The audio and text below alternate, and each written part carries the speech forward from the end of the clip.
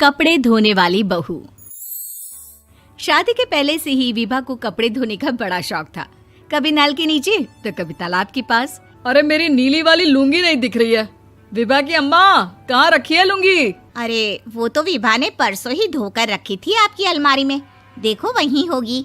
वो ना मैंने आज धो दी, मुझे लगा कि गंदी हो गई होगी। अरे कैसे गंदी हो गई थी? उसे तो मैंने पहना भी नहीं। हे भगवान, इस लड़की के कपड़े धोने की आदत से परेशान हो गया हूँ मैं। जितना तो घर में राशन नहीं आता, उससे कहीं ज्यादा डिटर्जेंट पाउडर का खर्चा है। इसकी शादी करवा दो, शादी जाए अपने घर में ही करे काम, फिर चाहे घर के कपड़े धोने हो या पूरे गांव के। हाँ ठीक बोल रही हूँ, देखता हूँ मैं कोई लड़का। वो दिन भी आ जाता है जब विभा को देखने लड़के वाले आ जाते हैं। लड़की मुझे अच्छी लगी। होने वाली सास कहती है, बेटी अगर कुछ पूछना है तो पूछ लो। वैसे तो हमारी लड़की बहुत ही शर्मीली है, जो बोल दो वो मान लेती है, इसे क्या पूछना होगा। अरे कैसी बात कर रही हो माँ, मुझे इन लोगों के घर रहना है, सवाल तो कई है। हाँ हाँ बेटा, पूछ लो ना, क्या पूछना है। आप लोगों के घर कपड़े कौन धोता है? सास का मुंह बन जाता है।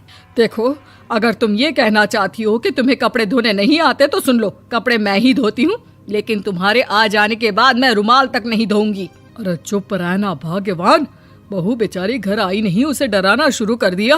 वो क्या है ना बिटिया, अभी तक तो ये कल्लू की माँ ही धोती थी, लेकिन अब तुम्हारे पापा तो दहेज में वॉशिंग मशीन देंगे ही।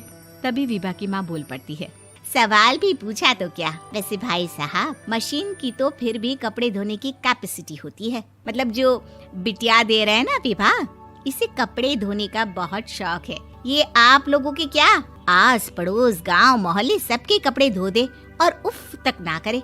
बाहर देखा नहीं आपने कितने कपड़े सूख रहे हैं? सब हमारी बिटिया ने ही तो धोए हैं। बस भी करो ना माँ, शर्म आ रही इतनी तारीफ सुनकर। और तो और एक दाग निकाल कर दिखाओ तो मान जाओ। हाँ अच्छा, माफ करना बेटा, मैंने गलत समझा। हमें तो रिश्ता बहुत पसंद है। और ऐसे जुड़ जाता है रिश्ता कपड़े धोने का शौक रखने वाली विभा का। उसकी शादी हो जाती है कोयला फैक्ट्री में काम करने वाले कल्लू के साथ। शादी के बाद अचानक विभा चिल्लाती हुई सास के पास आती है। सासू माँ, अरे सासू माँ कहाँ है आप? ये तो धोखा है, धोखा दिया आप लोगों ने मुझे। इसे ससुर के चक्कर के बारे में पता चल गया। अरे तो उसमें तुझे क्यों धोखा मिला है? अरे नल में पानी नहीं आता, कपड़े कैसे कब धुलेंगे? अच्छा, तू पानी नहीं आ रहा उसकी बात कर रही है। तो आपने क्या सोचा? कुछ नहीं। अच्छा, तेरी माँ ने कहा था कि कपड़े धोने का शौक है तुझे, याद आया मुझे।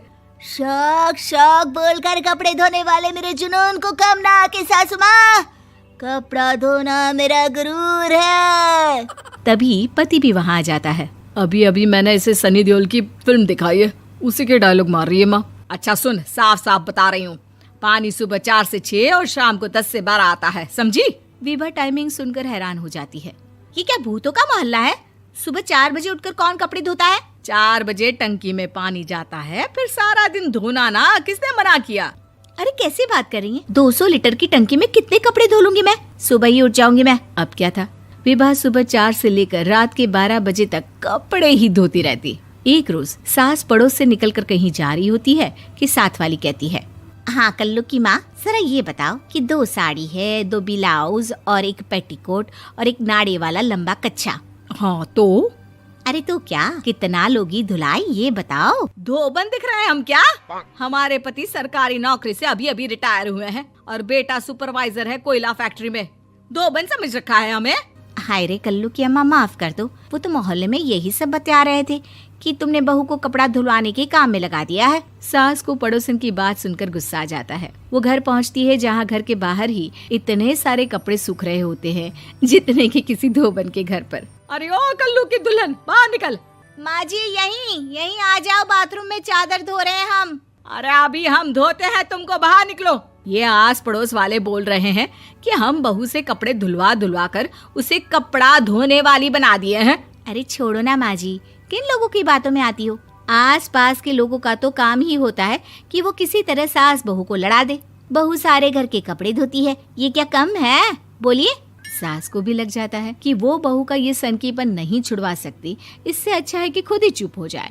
एक रोज सास और बहू मंदिर जाते हैं, जहाँ सास की साड़ी वहाँ खड़ी भीख मांगने वाली से मिलती है। माँ जी क्या बात है, आपकी साड़ी उस भिखारन से कितनी मिल रही है ना? हाँ हाँ देखो तो, दोनों की साड़ी मिल रही है। क्या बात है कल्लू की अम्मा, तुम खुद को तो अफसर की बीवी बताती हो और ऐसी सिंपल सी प्लेन साड़ी पहनकर घूमती हो। सिंपल और प्लेन नहीं है ये साड़ी। तो क्या सोने के धागे से फूल बने हैं?